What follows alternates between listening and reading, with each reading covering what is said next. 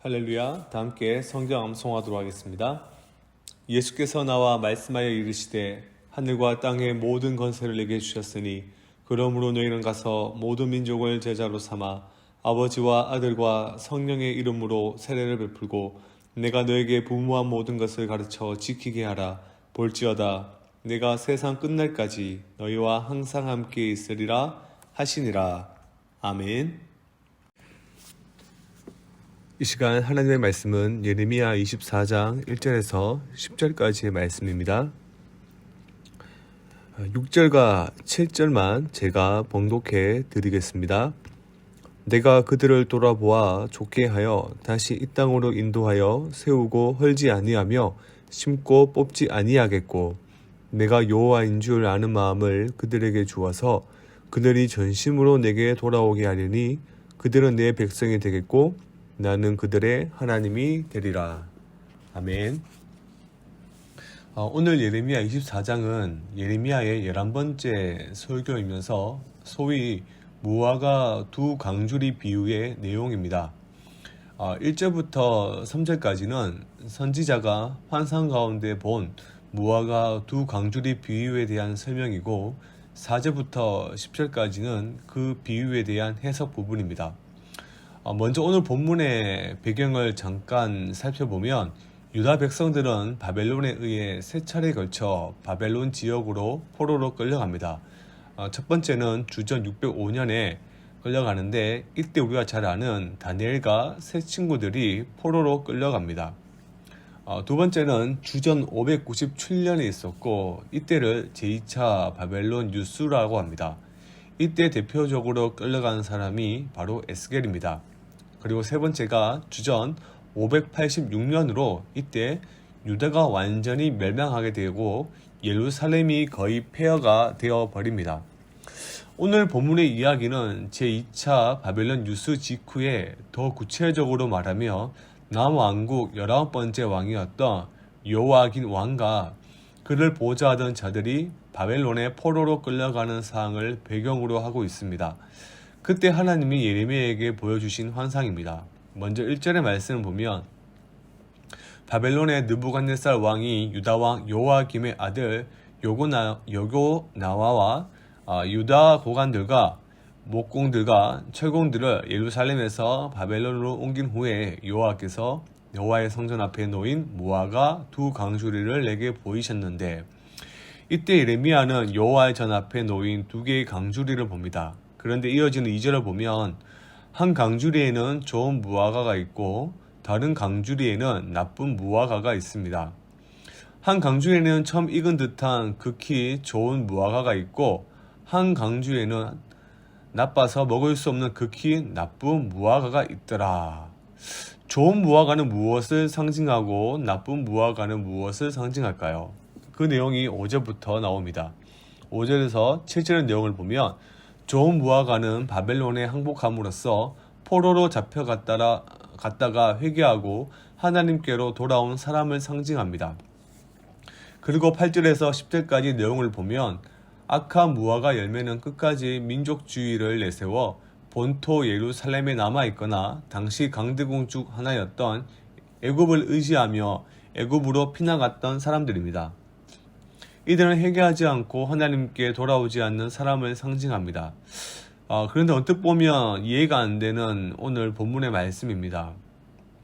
바벨론에게 항복하고 비참하게 포로로 끌려가기보다는 끝까지 항전을 하면서 예루살렘에 남아있거나 아니면 또 다른 살 길을 찾아서 애굽으로 피난간 사람들이 더 옳은 것 같은데 그것은 하나님의 뜻은 아니라라고 지금 본문에서 말하고 있습니다.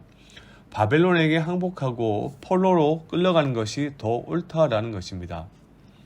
왜 하나님이 선지자를 통해서 이런 환상을 보여주시고 이렇게 말씀을 하시는 것일까요? 그것이 이미 앞에서도 여러 번 나왔지만 하나님의 심판은 이미 정해진 것이고 그 하나님의 뜻에 순종하기를 원하셨다는 것입니다.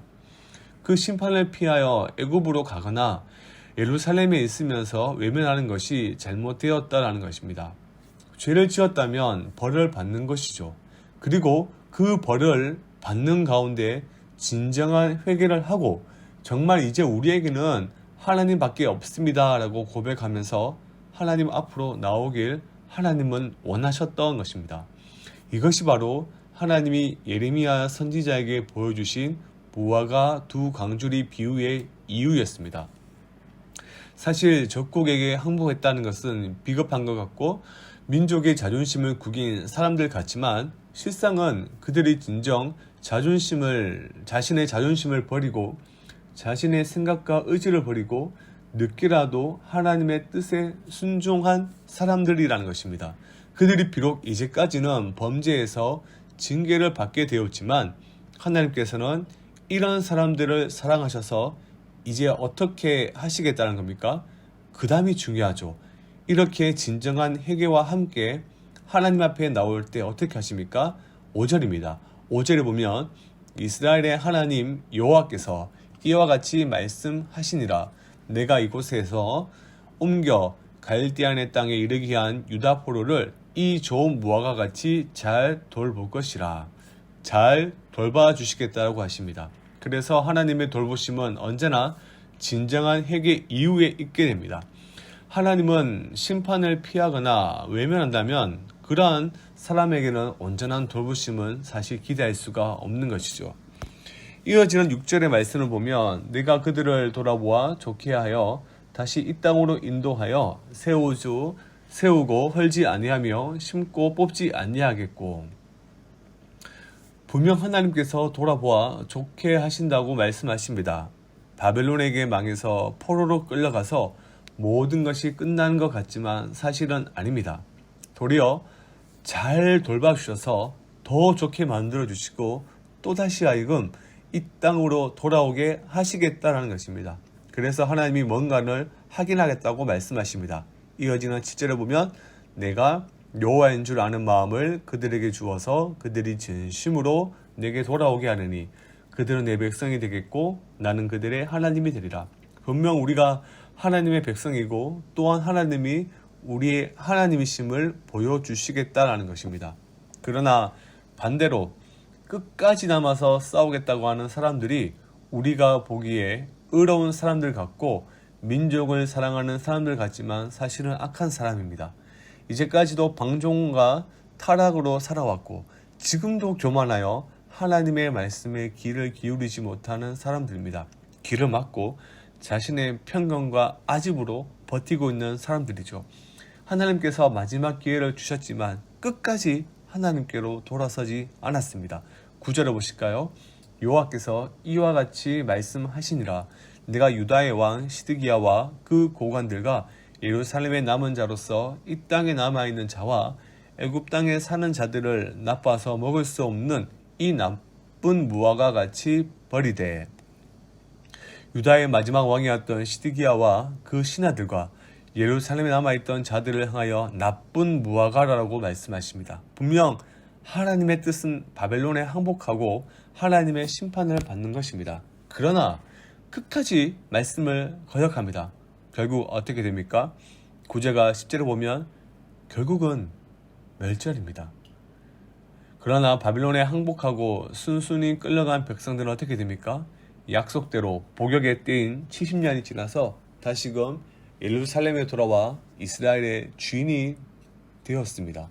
그래서 성경은 그들을 진정으로 좋은 무화과 나무의 열매라고 이야기를 하는 겁니다. 사람의 눈으로 볼 때 애굽 망명자들이 베스트이고 예루살렘에 남아있는 자들이 굉장히 좋은 최상의 선택이며 바벨론에 잡혀간 사람들이 바보처럼 웨스트처럼 보입니다. 하지만 하나님은 유대 잔류자들은 버림받을 것이며 바벨론으로 포로로 잡혀간 사람들은 회복될 것이라고 선언하고 있습니다. 기억할 것은 세상적인 선택이 하나님 관점에서는 최악일 수가 있다는 것입니다. 그리고 세상적인 최악의 방법이 하나님의 관점에서는 최고가 될 수 있습니다. 세상의 실패자가 하나님의 승리자가 될 수 있고 세상의 승리자가 하나님의 실패자가 될 수 있다는 말입니다. 눈앞에 보이는 현실이 모든 것을 결정하지 않습니다. 어느 목사님이 이런 말을 하신 적이 있습니다. 하나님이 마침표를 찍기 전에 내가 마침표를 찍어서는 안 된다. 우리와 전혀 다른 관점을 가지신 하나님, 부담이 되기도 하지만 사실은 우리의 희망입니다. 우리에게 희망을 두거나 세상에 소망을 품지 말고 오늘 하루도 우리는 하나님께 온전한 소망을 둬야 됩니다. 하나님께서 나의 인생에 마침표를 찍을 때까지 오직 하나님 한 번만을 선택하고 하나님만을 의지하며 순종하는 우리 모두가 되기를 주님의 이름으로 축원합니다. 이 시간대로 말씀을 기억하며 합심해서 기도하도록 하겠습니다. 세상의 관점과 기준으로 선택하는 인생이 아니라 하나님의 관점에서 모든 것을 선택하는 분별력과 지혜를 허락하여 주시옵소서. 오늘은 선교와 전도를 위해 기도한 날입니다.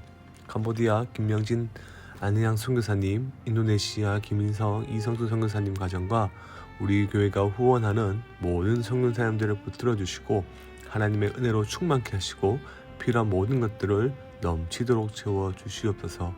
우리 모두에게 구령의 열정을 회복시켜 주셔서 2023년에는 수많은 잃어버린 영혼들이 주께로 돌아오는 역사가 일어나게 하여 주시옵소서. 이와 관련하여 우리 교회가 유공구원하여 제사 삼는 교회의 본질적 사명에 전심으로 헌신하여 하나님의 일하심을 크게 경험케 하여 주시옵소서. 이에도 각자가 가진 기도 제목들을 간절함을 담아 주여 한번 부르짖고 다 함께 기도하겠습니다. 주여